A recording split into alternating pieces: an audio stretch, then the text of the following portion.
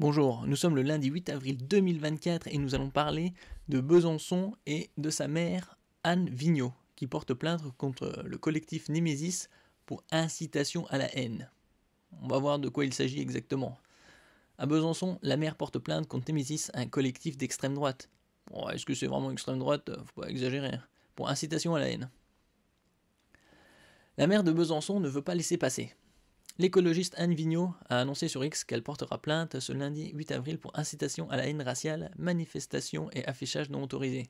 Déjà, maire écologiste, c'est ridicule. L'écologie, c'est pas un parti politique. Et incitation à la haine raciale, ah oui, ils y vont ça. Alors, il n'y a pas de race, mais il y a la haine raciale. On cause les pancartes anti-immigration brandies par deux militantes du collectif Némésis, groupe identitaire féminin, lors du carnaval ce week-end.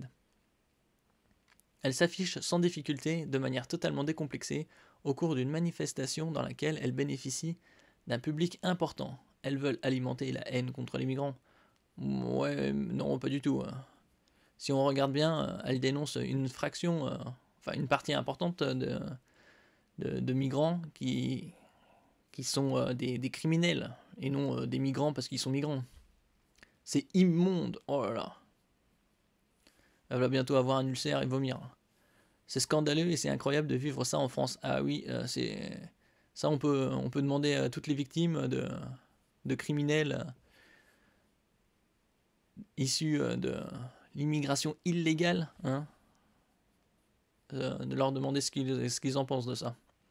A réagi la maire auprès de l'Est républicain. Un certain nombre d'intellectuels dénoncent le fait qu'aujourd'hui, on rencontre des faits similaires aux années 30. Oh là là, ouais. Ça y va fort, hein. Les années 30, ça fait quasi un siècle. Hein. Ils remontent bien loin. Les gens ne veulent pas l'entendre, mais tous les indicateurs se cumulent. Voilà le genre de conneries, quoi. Les années 30, la montée du fascisme.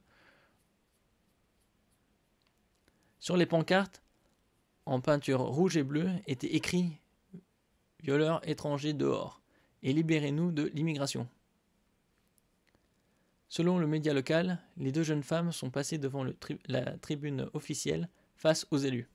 Anne Vigneault a aussi indiqué qu'une banderole de la même nature avait été déployée au-dessus d'une enseigne dans la grande rue du centre-ville. Oui, enfin, l'immigration, c'est pas aux politiciens de la choisir. Hein. C'est à la population de dire s'ils la veulent ou non. Alors, on va voir son Twitter, là. Alors, collectif Némésis a répliqué « Vous mentez, Anne Vigneault. Ce n'est pas un message haineux, c'est la pure vérité. En 2023, au moins 46 femmes auraient pu échapper à des meurtres, des viols, des tentatives de viol, des agressions sexuelles, des agressions physiques, des agressions verbales, si les OQTF avaient été appliqués. » Ça, surtout que le nombre d'OQTF qui est appliqué est même pas de 10%. Hein. C'est un chiffre ridicule. Est-ce qu'on va trouver les banderoles ici? Si, alors, oui, 46 femmes auraient pu être épargnées si les OQTF avaient été appliqués en 2023. Oui, rien que ça, hein, 46.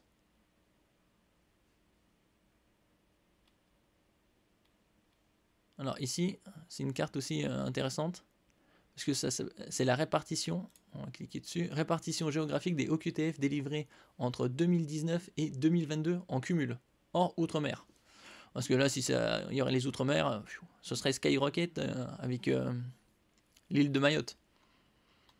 Alors on voit surtout le Nord-Pas-de-Calais ou Hauts-de-France, 17 000 pour quasiment 18 et 19 000. Bouches-du-Rhône, pas loin de 18 000. Ça doit être 11 000, quasi 12 000, ça doit être pour Lyon. C'est Lyon ici. Alors en Ile-de-France, 20 000 tout rond pour Paris.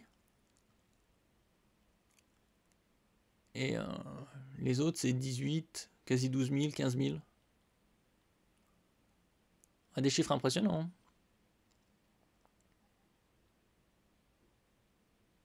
Si on cumule tout ça sur 3 ans, ça doit... On dépasse facilement les 150 000.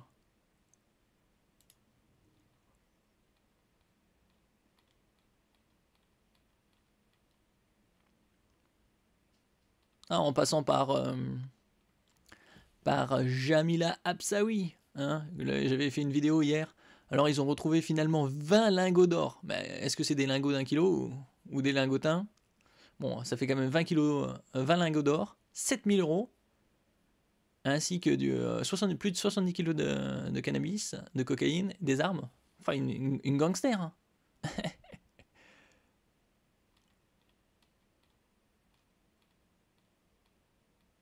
Donc tout ça, ce serait soi-disant incitation à la haine anti-migrants, alors que c'est pas du tout le cas, puisqu'il s'agit des OQTF. Et ici, voilà. Ouais, elle ne parle pas d'étrangers dehors. Bon, à part libérez-nous de l'immigration.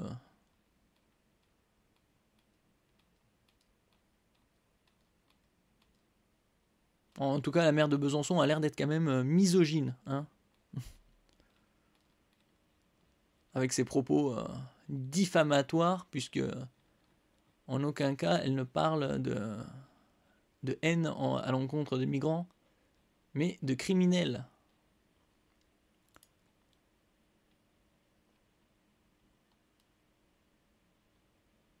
Merci pour votre écoute. N'oubliez pas de mettre un j'aime, un commentaire, de partager et de vous abonner à la chaîne. À la prochaine fois.